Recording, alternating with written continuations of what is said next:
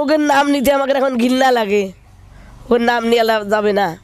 ফিরাইনন যেমন আসিয়ারে টুডো টুডো টুডো টুডো করেছিল, সেই আসিয়ার আজকে আমাকে পেটে জন্ম নিয়েছিল, সেই আসিয়া আজকে শূন্য শূন্য করেছে তার বেলেট দিয়ে কাটিয়ে কাটিয়ে কাটিয়ে কাটিয়ে কাটিয়ে কাটিয়ে তার কী করেছে। আসসালামু আলাইকুম দর্শক, দেশ ও দেশের বাইরে থেকে এই মুহূর্তে যারা ভিডিও ওপেন করেছেন সবাইকে অসংখ্য অসংখ্য ধন্যবাদ।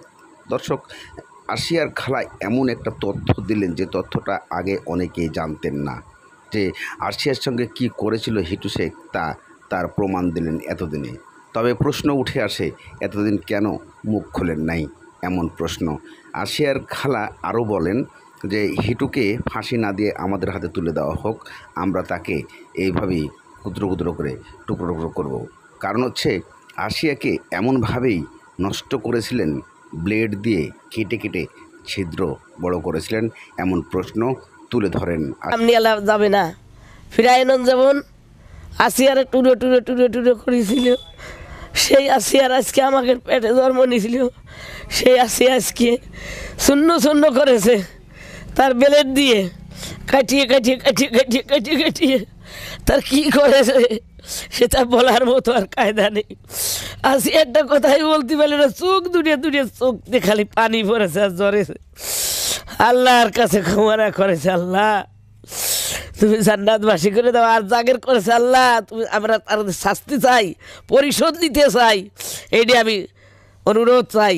সবাই আমাদের দোয়া করুক। আর পাশে আছে সবাই, আসি আর পাশে আছে আল্লাহ, যতই আল্লাহর রহমত আছে, আল্লাহর নিয়ামত তার হকে আছে। আসিয়া যত খালি কত জান্নাত সে একে একে 7টা ছেলে মেয়ে তার তেল দিয়ে বাজিল, বাজি আল্লাহকে বললো যে তুই বলে যা, বলিস নে লা ইলাহা ইল্লাল্লাহু মুহাম্মাদ রাসূলুল্লাহ বলে আমি আল্লাহ ছাড়া কিছু বলবো না। আমার আল্লাহর রহমত খুলিয়ে দিল, জান্নাতের দরজা খুলিয়ে দিল, যে বল আসিয়া লা ইলাহা ইল্লাল্লাহ মুহাম্মাদ রাসূলুল্লাহ। সেই আসিয়া আমাকে জন্ম নিয়েছিল, সেই আসিয়া আমাকে জন্ম নিয়েছিল, সেই আসিয়ার পরিচ্ছন্ন কিন্তু করতে পারলাম না। অনেক দুঃখের কথা।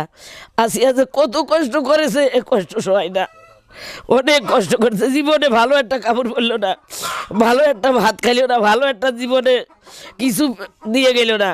কত কষ্টের আদরের সন্তান জানে মাই, সন্তানের জ্বালা জানে মাই।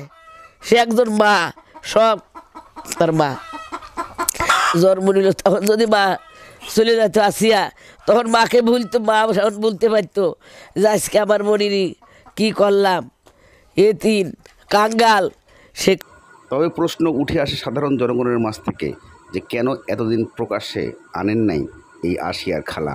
তাহলে কি আসিয়ার খালা এমন কিছু জানতেন, নাকি কিভাবে উঠে আসলো এমন তথ্য?